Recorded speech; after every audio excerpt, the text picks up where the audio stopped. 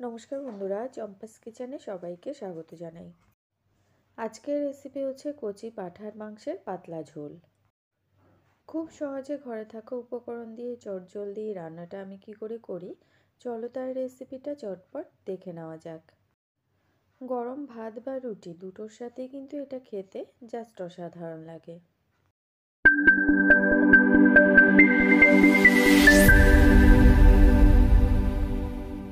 এখানে আমি 500 গ্রাম কচি পাঁঠার মাংসকে ভালো করে ধুয়ে পরিষ্কার করে নিয়েছি। মাংসটাকে ম্যারিনেট করব। সর্বপ্রথমে দিয়ে দিচ্ছি 2 টিস্পুন নুন,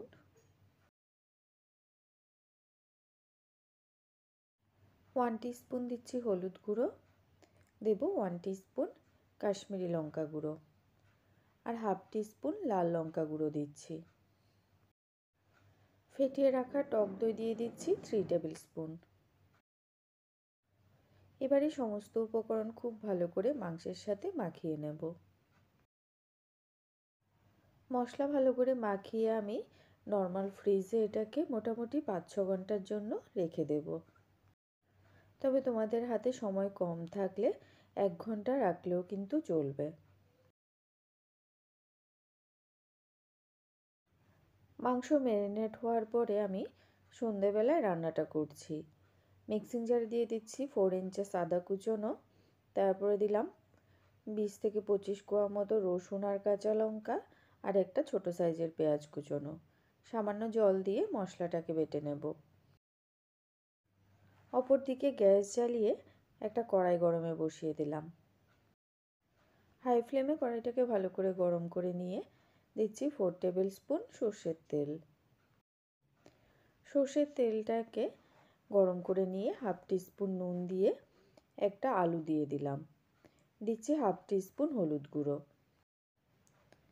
এবারে মোটামুটি 5-6 মিনিট সময় ধরে মিডিয়াম টু লো আঁচে আলুর টুকরোগুলোকে ভেজে নেব।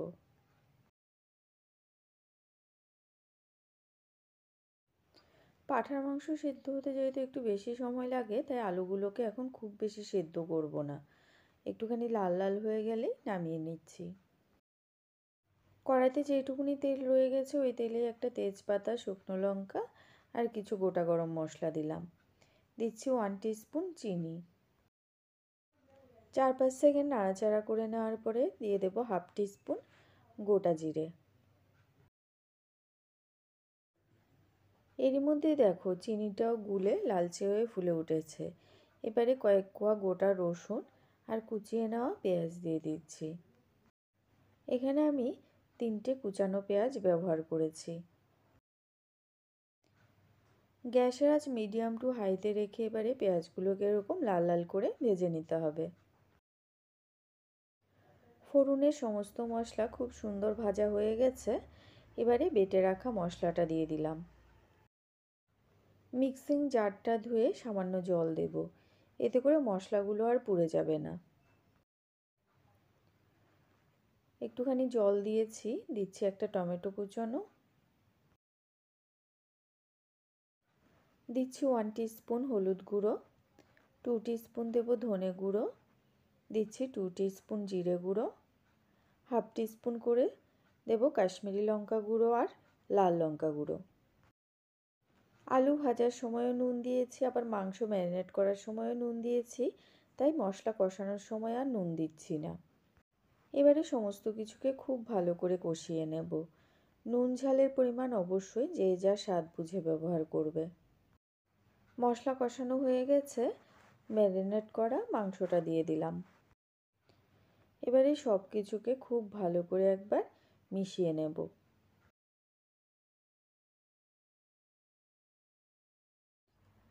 গ্যাসের আঁচটা হাইতেই থাকবে।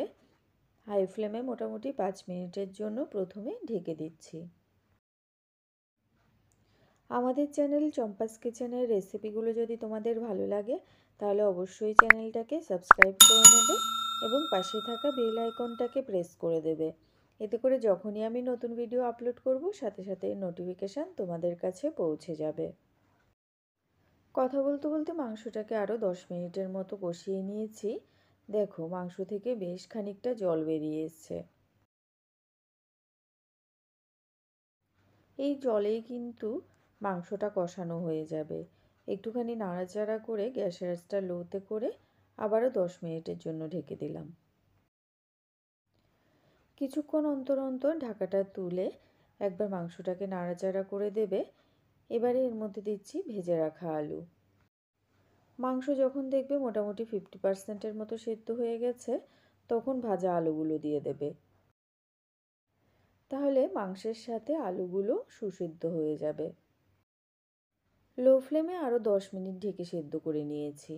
দেখো এরই মধ্যে মাংস থেকে কিন্তু তেল ছাড়তে শুরু হয়ে গেছে।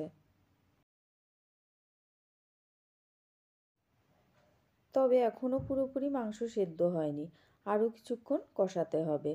তাই লো ফ্লেমেই আরও মোটামুটি 10 মিনিটের জন্য ঢেকে দেব। আরও কিছুক্ষণ ঢেকে সেদ্ধ করার পরে দেখো মাংস কিন্তু এবারে পুরোপুরি কষানো হয়ে গেছে। মাংস থেকে যে জলটা বেরিয়েছিল সেটাও শুকিয়ে গেছে। কচি পাঁঠার মাংস তো সেদ্ধ হতে খুব একটা বেশি সময় লাগবে না, ওই মোটামুটি 45 মিনিটসের মধ্যেই খুব ভালো কষানো হয়ে গেছে। তো কষিয়ে নেওয়া মাংসের মধ্যে এবার দিয়ে দেব গরম জল। আমি এখানে 1.5 কাপ পরিমাণ গরম জল দিলাম। গ্যাসের আঁচটা হাইতে করে ঝোলের সাথে মাংসটাকে ভালো করে মিশিয়ে ঝোলটাকে এবারে ফুটতে দেব। মাংসের ঝোল ফুটে উঠেছে। এবারে দিচ্ছি 1/2 টিস্পুন গরম মশলা গুঁড়ো আর 1 টেবিল স্পুন ঘি। আর দিচ্ছি 1 টেবিল স্পুন ঘি। সামান্য ঘি ব্যবহার করলে পাঁঠার যে একটা নিজস্ব গন্ধ রয়েছে সেটা চলে যাবে, আর খেতেও কিন্তু মাংসটা বেশ ভালো লাগবে। লো ফ্লেমে এবারে মোটামুটি 10 মিনিটের জন্য ঢেকে দিলাম। টোটাল 1 ঘন্টা রান্না করার পরে দেখো বন্ধুরা, মাংসের ঝোলের উপরে খুব সুন্দর করে তেল ভেসে উঠেছে, আর পাঁঠার মাংসও খুব সুন্দর সেদ্ধ হয়ে গেছে। এই সময় গ্যাসের আঁচটা অফ করে দিচ্ছি। তো বন্ধুরা, সহজ সরল ঘরোয়া পদ্ধতিতে তৈরি করা কচি পাঁঠার পাতলা ঝোলের এই রেসিপিটা তোমাদের কেমন লাগলো অবশ্যই কমেন্ট করে জানাবে।